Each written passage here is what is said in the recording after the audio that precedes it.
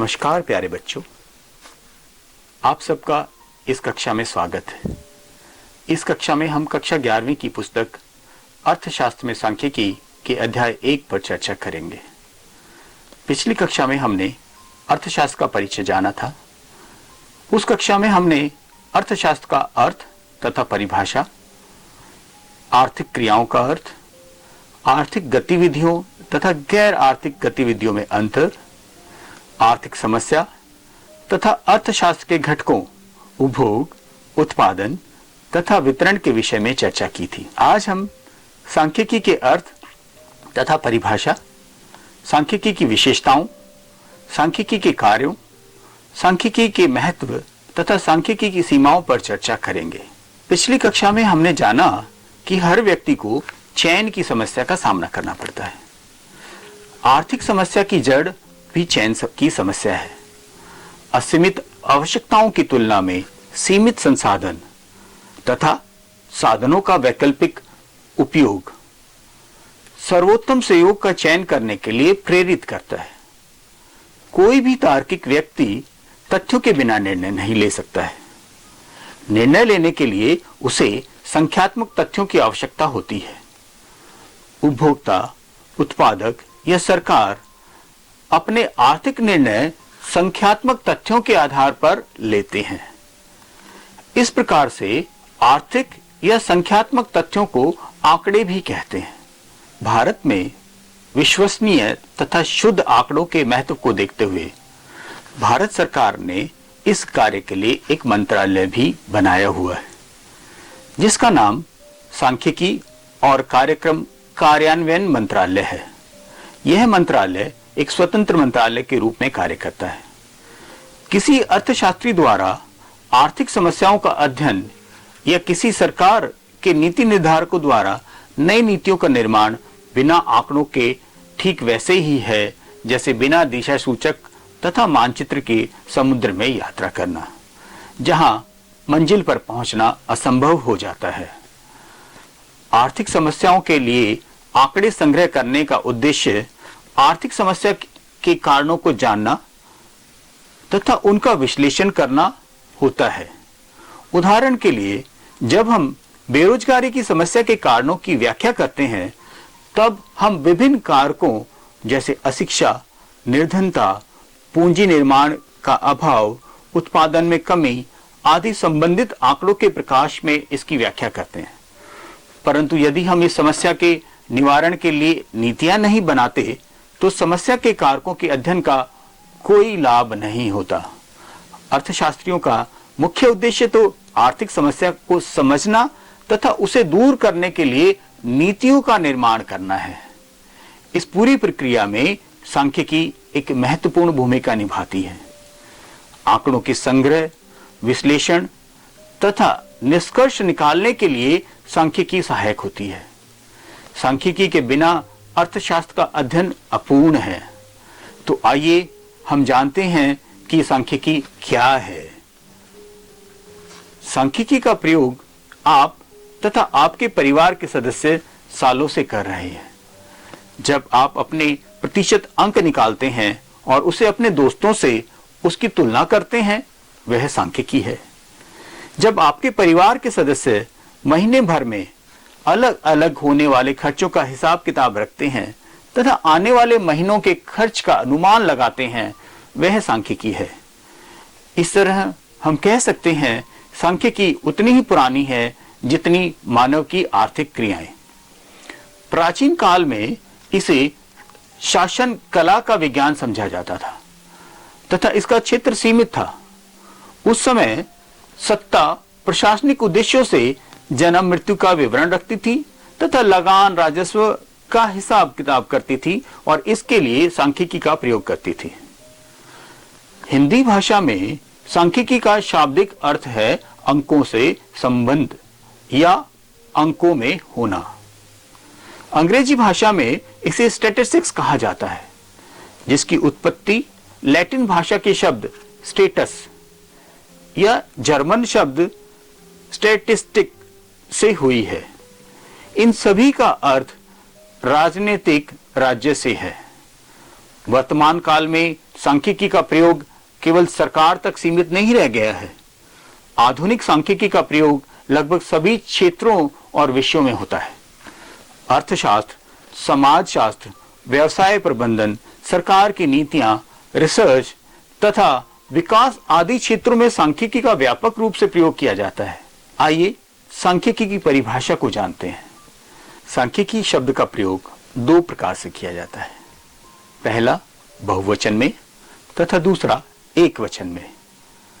बहुवचन में सांख्यिकी को जानते हैं।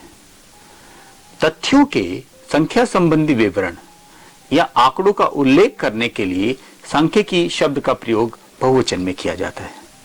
अलग अलग अर्थशास्त्रियों ने सांख्यिकी को अलग अलग तरह से परिभाषित किया है।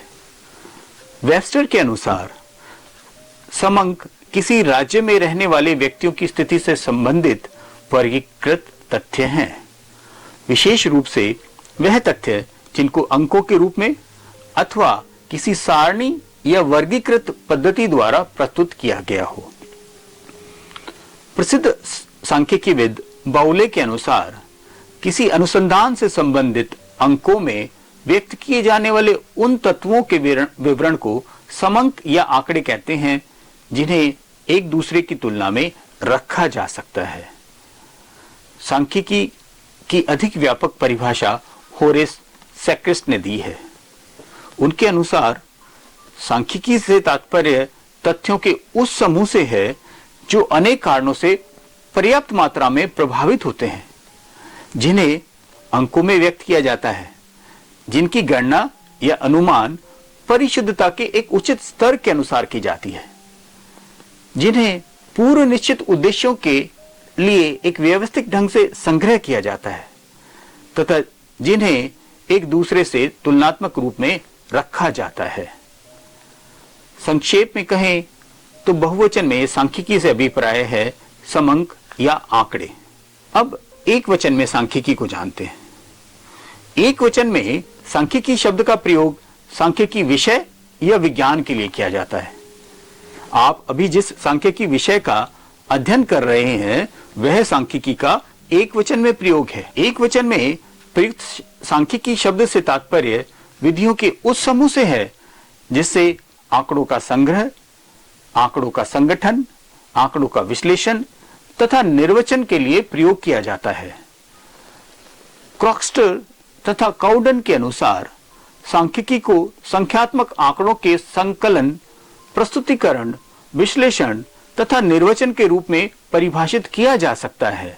दूसरे अर्थशास्त्री सेलिगमैन के अनुसार सांख्यिकी वह विज्ञान है जिसका संबंध आंकड़ों के संकलन, वर्गीकरण, प्रस्तुतिकरण, तुलना तथा निर्वाचन की विधियों से है, जिनको किसी अनुसंधान विषय पर कुछ प्रकाश डालने के लिए एकत्रित किया गया है।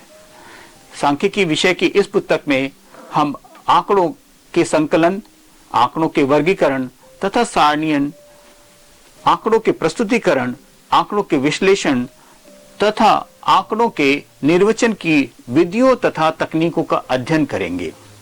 अब प्रश्न यह उठता है कि आंकड़े हैं क्या? आंकड़ों को पहचानने के लिए उसकी विशेषताएं जानना जरूरी है। आंकड़ों की विशेषताएं निम्न प्रकार हैं। पहली विशेषता, आंकड़े तथ्यों का समूह होना चाहिए। कोई एक संख्या वाला वाक्य आंकड़े नहीं होता। आंकड़ों के लिए किसी विशेष उद्देश्य से संबंधित संख्यात्मक तत्वों का समूह होना आवश्यक है। जैसे सुनीता के विज्ञान में 90 अंक हैं, यह आंकड़े नहीं है। जबकि सुनीता के विज्ञान में 90, गणित में 95, अंग्रेजी में 85 तथा कुल औसत अंक 92 हैं। हम इसे सांख्यिकी या आंकड़े कहेंगे। संख्या में व्यक्त किया जाना चाहिए। केवल संख्या में व्यक्त तथ्य या विवरण ही आंकड़े कहलाते हैं। गुणात्मक वर्णन जैसे लिंग, सुंदरता, ईमानदारी, रंग आदि अंकों में नहीं मापा जाता है, इसलिए यह आंकड़े नहीं कहलाते। हम इन गुणों को परोक्ष रूप से संख्याओं में प्रदर्शित करके इन्हें आंकड़े बनाते हैं। जैसे एक कक्षा में बालिका तथा बालकों की संख्या, भारत में महिला तथा पुरुषों की साक्षरता दर। तीसरी विशेषता, आंकड़े अनेक कारणों से प्रभावित होते हैं। कोई भी आर्थिक या सामाजिक समस्या अनेक कारणों से प्रभावित होती है तथा उससे संबंधित संख्यात्मक तथ्यों पर एक से अधिक कारणों का प्रभाव पड़ता है। जैसे कार की कीमत में 10% की कमी होने के कई कारण हो सकते हैं। कार की मांग का कम होना, कार में प्रयोग की जाने वाली आगतों की कीमतों में कमी होना, कार पर लगने वाले करों में कमी होना या उत्पादकों की संख्या बढ़ने से कार की पूर्ति में वृद्धि होना। चौथी विशेषता, आंकड़े उचित मात्रा में शुद्धता के स्तर पर अनुमानित किए जाते हैं। आंकड़ों की गणना करते समय या अनुमान लगाते समय यथोचित स्तर की शुद्धता का मानदंड बनाए रखना आवश्यक है। शुद्धता का स्तर अनुसंधान की प्रकृति पर निर्भर करता है। उसका उद्देश्य भी उसे प्रभावित करता है। किसी दवाई को बनाने के अनुसंधान संबंधी आंकड़ों में शुद्धता का स्तर 100% होना चाहिए, जबकि मानव व्यवहार से संबंधित अनुसंधान में शुद्धता का स्तर 95% भी स्वीकार्य होगा। जबकि मानव व्यवहार से संबंधित अनुसंधान में शुद्धता का स्तर 95% भी स्वीकार्य है। पांचवी विशेषताएं, आंकड़ों को एक दूसरे से संबंधित रूप में होना चाहिए। उन संख्यात्मक तथ्यों को आंकड़े कहा जाता है जो एक दूसरे से संबंधित होते हैं या जिनकी तुलना की जा सकती है। उदाहरण के लिए 3 विद्यार्थियों के अर्थशास्त्र में अंकों की तुलना की जा सकती है, अतः यह आंकड़े हैं। किंतु एक विद्यार्थी के अर्थशास्त्र के अंक, दूसरे विद्यार्थी के गणित के अंक तथा तीसरे विद्यार्थी के अंग्रेजी विषय के अंक दिए होने पर तुलना संभव नहीं है, इसलिए यह आंकड़े नहीं हो सकते। आंकड़ों की छठी विशेषता, आंकड़ों का संग्रह पूर्व निश्चित उद्देश्य के लिए व्यवस्थित ढंग से होना चाहिए। आंकड़े किसी पूर्व निश्चित उद्देश्य के लिए एकत्रित किए जाते हैं। आंकड़ों के संग्रहण का उद्देश्य स्पष्ट तथा पूर्व निर्धारित होना चाहिए। बिना किसी उद्देश्य के संग्रह की गई सूचनाएं केवल संख्यात्मक विवरण होते हैं। आंकड़ों के संग्रह के लिए उद्देश्य के अनुरूप एक निश्चित प्रश्नावली का प्रयोग किया जाता है तथा प्राप्त सूचनाओं को एक पूर्व निर्धारित प्रारूप में लिखा जाता है। उद्देश्य या एक निश्चित प्रारूप के अभाव में एकत्र सूचनाएं केवल अनौपचारिक बातचीत बनकर रह जाती हैं। अंत में हम यह कह सकते हैं कि जो संख्यात्मक तत्व उपरोक्त विशेषताओं से पूर्ण होगा वही सांख्यिकी आंकड़े कहलाएगा। इससे स्पष्ट है कि सभी आंकड़े संख्यात्मक विवरण होते हैं, परंतु तथ्यों के सभी संख्यात्मक विवरण आंकड़े नहीं होते। आंकड़े 2 प्रकार के होते हैं, पहला परिमाणात्मक आंकड़े तथा दूसरा गुणात्मक आंकड़े। परिमाणात्मक आंकड़े वह आंकड़े होते हैं जो संख्याओं में मापे जाते हैं।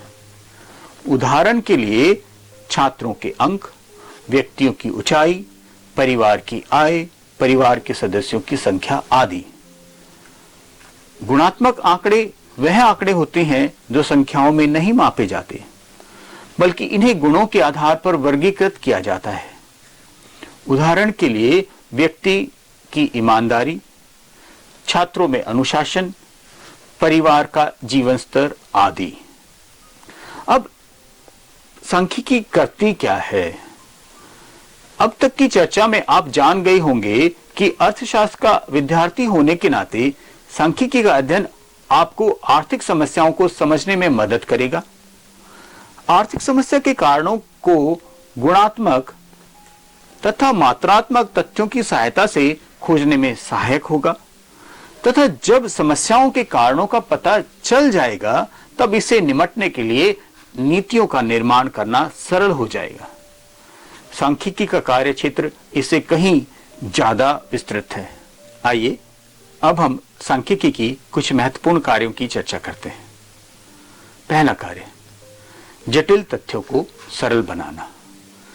सांख्यिकी विधियों के द्वारा जटिल तथा वृत्त तथ्यों को सरल तथा बोधगम्य बनाया जाता है। अपरिष्कृत संख्यात्मक तथ्य सामान्यतः बहुत बड़े तथा समझने में कठिन होते हैं।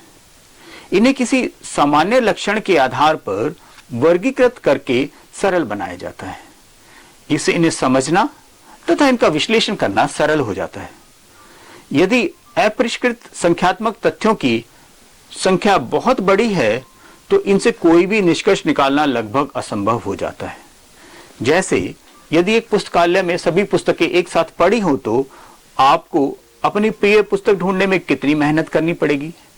इसके विपरीत अलमारी में विषय अनुसार रखी हुई पुस्तकों में से आप अपनी प्रिय पुस्तक अधिक सरलता से ढूंढ सकते हैं।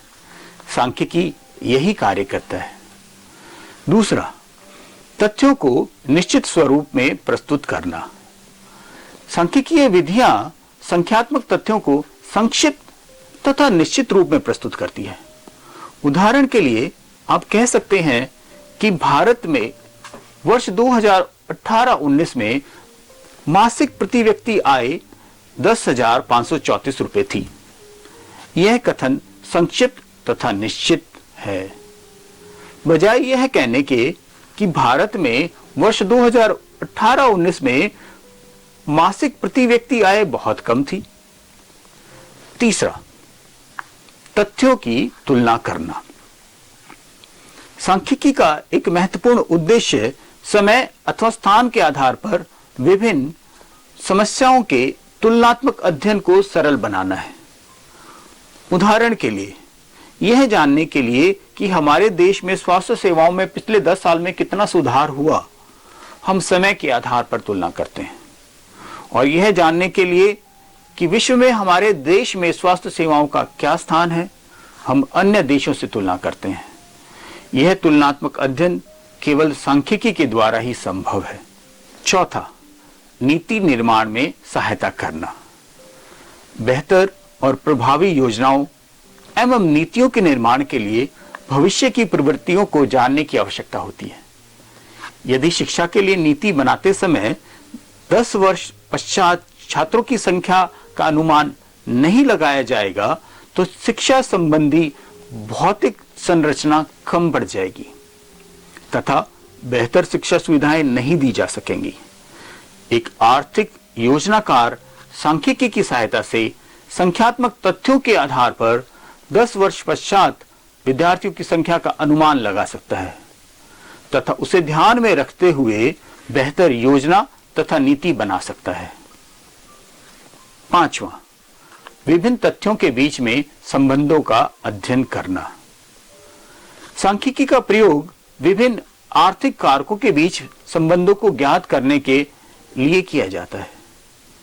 अर्थशास्त्र में हम कीमत तथा मांग, कीमत तथा पूर्ति, आगतों की कीमत तथा पूर्ति, मांग की लोच तथा कीमत आदि ऐसे अनेक संबंधों को जानने की कोशिश करते हैं।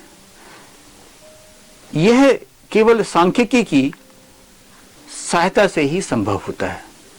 कभी कभी अर्थशास्त्री दो चरों के बीच संबंध की कल्पना करके इसका परीक्षण करते हैं और यह जांच करते हैं कि उनकी पूर्व धारणा यानी हाइपोथेसिस वैध है या नहीं है। आर्थिक सिद्धांतों के निर्माण के लिए इस प्रक्रिया को किया जाता है। ऐसा केवल सांख्यिकीय तकनीकों का प्रयोग करके ही किया जा सकता है और यह केवल अर्थशास्त्र तक सीमित नहीं है बल्कि अन्य विषयों में अनुसंधान में भी अनिवार्य रूप से प्रयोग किया जाता है। सातवां, भविष्य के मूल्यों का पूर्व अनुमान लगाने में सहायता करना। सांख्यिकीय विधियों के द्वारा अर्थशास्त्री वर्तमान तथ्यों के आधार पर भविष्य के मूल्यों का सटीक पूर्वानुमान लगा सकता है। नीति निर्धारक, उत्पादक, विपणन प्रबंधक आदि पिछले वर्षों के आंकड़ों के आधार पर आने वाले वर्षों की संभावित आवश्यकता का अनुमान लगा सकते हैं तथा उसे पूरा करने के लिए प्रभावशाली योजना बना सकते हैं। आपने ऐसी कई आर्थिक भविष्यवाणियां सुनी होंगी जो सांख्यिकी तकनीकों द्वारा गणना की गई हैं। जैसे भारत की जनसंख्या 2022 में चीन से अधिक हो जाएगी।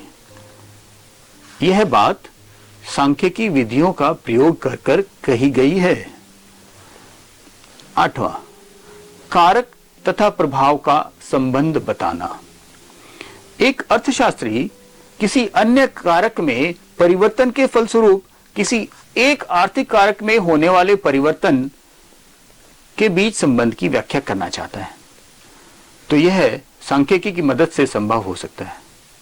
निवेश में वृद्धि करने के फलस्वरूप राष्ट्रीय आय पर क्या प्रभाव पड़ेगा, इस प्रकार का कोई भी कार्य प्रक्रिया विश्लेषण सांख्यिकी के ज्ञान के बिना संभव नहीं है।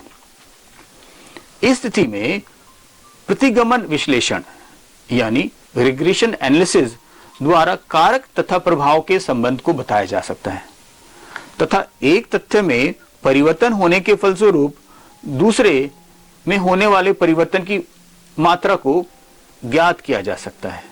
सांख्यिकी का महत्व। वर्तमान समय में सांख्यिकी का महत्व बहुत बढ़ गया है। सामाजिक तथा आर्थिक समस्याएं इसके कार्य क्षेत्र में शामिल हो गई हैं। सांख्यिकीय तकनीकों की गणना में कंप्यूटर के प्रयोग से अभूतपूर्व विकास हुआ है। सांख्यिकी अब राज्य प्रशासन का अंग मात्र नहीं रह गया है, बल्कि सामाजिक विज्ञान, भौतिक विज्ञान तथा प्राकृतिक विज्ञान में इसका भरपूर प्रयोग हो रहा है। कृषि, व्यवसाय, उद्योग, समाजशास्त्र, राजनीति, चुनाव तथा टीवी चैनलों की रेस में सांख्यिकी का प्रयोग किया जाता है। सांख्यिकी और राज्य। सांख्यिकी का राज्य के लिए क्या महत्व है? कल्याणकारी राज्य की अवधारणा के शुरू होने से राज्यों की भूमिका तथा कार्यों में विस्तार हुआ है। सभी देश अब आर्थिक तथा कल्याणकारी नीतियां बनाने के लिए सांख्यिकीय आंकड़ों का पर्याप्त मात्रा में प्रयोग कर रहे हैं। विकास पर जोर देते हुए सरकार के निर्णय सांख्यिकीय आंकड़ों के सही तथा विश्वसनीय विश्लेषण के आधार पर लिए जा रहे हैं। इसके लिए भारत में एक अलग मंत्रालय भी बनाया गया है, जैसे हमने पीछे चर्चा की थी, जो शुद्ध तथा विस्तृत सांख्यिकीय आंकड़ों की उपलब्धता तथा विश्वसनीयता बनाए रखने के लिए कार्य करता है। सरकारों के कार्यों का मूल्यांकन तथा उसके दोबारा चुने जाने की संभावना काफी हद तक अब सांख्यिकी निर्धारित करती है। अर्थशास्त्र में सांख्यिकी का महत्व। आर्थिक समस्याओं के समाधान में सांख्यिकीय विश्लेषण बेहद उपयोगी है। अर्थशास्त्र के तीनों घटकों उपभोग, उत्पादन तथा वितरण के उद्देश्यों को प्राप्त करने के लिए तथा सर्वोत्तम स्थिति के मापदंडों का निर्धारण करने के लिए सांख्यिकी बहुत महत्वपूर्ण है।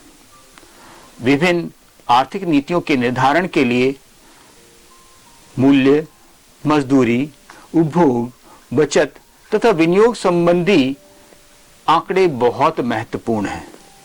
सरकार की अनेक योजनाएं सूचकांक से जुड़ी हुई है, चाहे वह कर्मचारियों को दिए जाने वाला महंगाई भत्ता हो या न्यूनतम मजदूरी दर। यह सब सांख्यिकी पर निर्भर है। अर्थशास्त्र के सिद्धांत बिना आर्थिक परिकल्पना के विकसित नहीं होते। इन परिकल्पनाओं की जांच तथा सत्यापन सांख्यिकी के बिना संभव नहीं होती। सांख्यिकी का व्यवसाय तथा प्रबंधन में महत्व। आधुनिक समय में बाजारों की संरचनाओं में बहुत तेजी से परिवर्तन हो रहा है। बाजार अब केवल एक निश्चित क्षेत्र तक सीमित नहीं है, बल्कि पूरा विश्व ही एक बाजार बन गया है। ऐसे समय में व्यवसाय का आकार का विस्तार हो रहा है तथा प्रतियोगिता में भी वृद्धि हो रही है। विशाल उद्यमों का उदय होने से उनका प्रबंधन भी जटिल हो गया है। प्रबंधकीय निर्णय लेने की सफलता काफी हद तक सही तथा सामयिक आंकड़ों पर निर्भर करती है। व्यवसाय तथा प्रबंध में उत्पाद अनुसंधान, निर्मित वस्तुओं की गुणवत्ता, नई विपणन तकनीक, मांग का पूर्वानुमान लगाना आदि आंकड़ों का सही तथा विश्वसनीय संग्रह तथा विश्लेषण पर जोर दिया जा रहा है। कुशल अर्थशास्त्री न केवल व्यवसाय के प्रबंधन में सहयोग कर रहे हैं, अपितु राजनीतिक क्षेत्र के प्रबंधन में भी सांख्यिकीय तकनीकों में कुशल अर्थशास्त्रियों की मांग बढ़ रही है तथा इनका योगदान सरकार के निर्माण में महत्वपूर्ण हो रहा है। कुछ व्यवसाय क्षेत्र ऐसे हैं जिनमें जोखिम की गणना की जाती है, इनके बारे में बिना सांख्यिकी के सोच भी नहीं सकते, जैसे बैंकिंग, ऋण की सुविधाएं, इंश्योरेंस आदि। सांख्यिकी के द्वारा किए जाने वाले कार्यों और उसके महत्व के बावजूद सांख्यिकी की कुछ सीमाएं हैं। आइए सांख्यिकी की सीमाओं के बारे में जानते हैं। अभी तक हमने जो चर्चा की उससे आपको यह स्पष्ट हो गया होगा कि आधुनिक युग में सांख्यिकी जीवन के सभी क्षेत्रों में महत्वपूर्ण भूमिका निभा रही है, किंतु सांख्यिकी की कुछ सीमाएं भी हैं जिन्हें ध्यान में रखते हुए अर्थशास्त्री सांख्यिकी का बेहतर प्रयोग कर सकते हैं। पहली सीमा, सांख्यिकी केवल संख्यात्मक तथ्यों का अध्ययन करती है। सांख्यिकी में गुणात्मक घटनाओं का अध्ययन नहीं करते हैं। वह तथ्य तथा समस्याएं जो संख्याओं में व्यक्त नहीं की जाती, सांख्यिकी के क्षेत्र में नहीं आती हैं। सांख्यिकी केवल तथ्यों का अध्ययन करती है जिन्हें संख्याओं के रूप में व्यक्त किया जा सकता है। गुणात्मक लक्षणों को केवल परोक्ष रूप से संख्याओं में व्यक्त करके विश्लेषण किया जा सकता है। खुशी, आध्यात्म, मोक्ष, संतुष्टि, इन गुणों को हम अंकों में परिवर्तित करके विश्लेषण कर सकते हैं, सीधा नहीं। दूसरी सीमा, सांख्यिकी व्यक्तिगत इकाइयों के अध्ययन से सरोकार नहीं रखती। सांख्यिकी के अंतर्गत केवल संख्यात्मक तथ्यों के समूह का अध्ययन किया जाता है, एक अकेली या किसी विशेष इकाई का अध्ययन नहीं किया जाता। उदाहरण के लिए, सांख्यिकी के अंतर्गत एक व्यक्ति की आय महत्वपूर्ण नहीं है, परंतु एक गांव, नगर, राज्य या देश के व्यक्ति समूह की औसत आय महत्वपूर्ण है। तीसरा, सांख्यिकीय परिणाम केवल औसत रूप से सत्य होते हैं। सांख्यिकीय विधियों में विभिन्न चरों के औसत के आधार पर गणितीय विवेचन किया जाता है। इसमें व्यक्तिगत मूल्य को महत्व नहीं दिया जाता तथा व्यापक परिवर्तियों को दर्शाने के लिए केवल औसत का प्रयोग किया जाता है। इसलिए सांख्यिकी के नियम केवल औसत रूप से ही सत्य होते हैं। जैसे भारत में 2018-19 में मासिक प्रति व्यक्ति आय 10,534 रुपए है। कुछ व्यक्तियों की आय इससे अधिक भी हो सकती है तथा कुछ व्यक्तियों की आय इससे कम भी हो सकती है। अगली सीमा, सांख्यिकी आंकड़े एक समान और समरूप होने चाहिए। विभिन्न तथ्यों में तुलना करने के लिए यह आवश्यक है कि आंकड़े समरूप या सजातीय होने चाहिए। विभिन्न गुणों की आपस में तुलना नहीं की जा सकती। दो चरों के संबंध ज्ञात करते समय उनके मध्य संबंध को तर्क के आधार पर स्थापित करने के पश्चात ही सांख्यिकीय विधियों का इस्तेमाल करना चाहिए। जैसे विद्यार्थी की ऊंचाई तथा उसके द्वारा परीक्षा में प्राप्त किए गए अंकों के बीच में तुलना करके सांख्यिकीय संबंध स्थापित करना किसी तार्किक परिणाम पर नहीं पहुंचा सकता, और यदि सांख्यिकीय विधियों द्वारा कोई परिणाम निकल भी गया तो यह मात्र एक संयोग होगा, कोई तार्किक परिणाम नहीं। अगली सीमा, सांख्यिकी नियम यथातथ्य नहीं होते। सांख्यिकीय नियम सामान्यतः मानव व्यवहार से संबंधित होते हैं, जो कुछ मान्यताओं की उपस्थिति में सत्य होते हैं। प्राकृतिक विज्ञान के नियम की तरह यथातथ्य नहीं होते।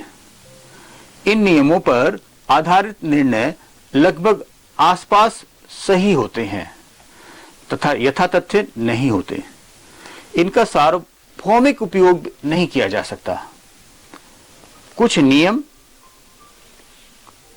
मान्यताओं की उपस्थिति में लागू होते हैं और इन मान्यताओं के ना होने पर यह नियम लागू नहीं किए जा सकते। ऐसे ही कुछ नियमों का उदाहरण है मांग का नियम, पूर्ति का नियम। अगली सीमा सांख्यिकी केवल विशेषज्ञ द्वारा प्रयोग की जा सकती है। सांख्यिकी का सर्वोत्तम प्रयोग केवल विशेषज्ञ द्वारा किया जा सकता है, जिन्हें सांख्यिकी विधियों का पूर्ण ज्ञान है तथा निष्कर्ष निकालते समय सांख्यिकी की सीमाओं को ध्यान में रखते हैं। सांख्यिकी से अज्ञान व्यक्ति अर्थ का अनर्थ कर सकता है। दो कक्षाओं में समान औसत अंक होने पर सांख्यिकी से अनभिज्ञ व्यक्ति समान शिक्षण पद्धति को लागू करेगा, जबकि विशेषज्ञ पहले दोनों कक्षाओं में परिक्षेपण की माप को ज्ञात करेगा तथा उसके आधार पर निष्कर्ष निकालेगा कि कौन सी शिक्षण विधि किस कक्षा में इस्तेमाल की जाए। अगली सीमा सांख्यिकी में बिना संदर्भ के निष्कर्ष गलत हो सकते हैं।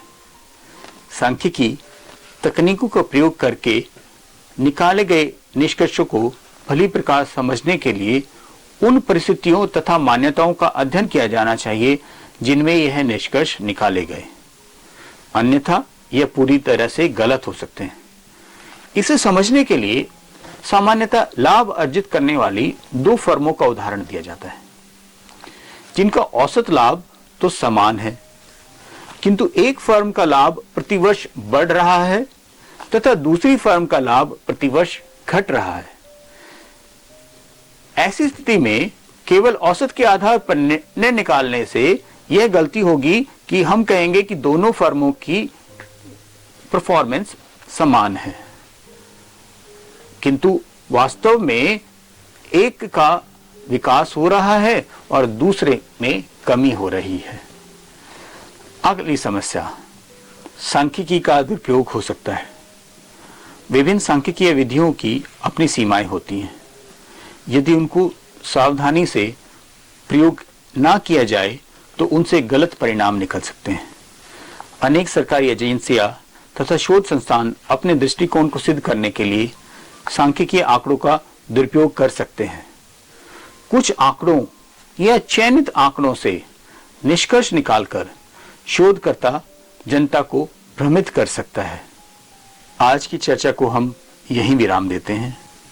आज हमने सांख्यिकी के अर्थ तथा परिभाषा, सांख्यिकी की विशेषताओं, सांख्यिकी के कार्यों, सांख्यिकी के महत्व तथा सांख्यिकी की सीमाओं पर चर्चा करी।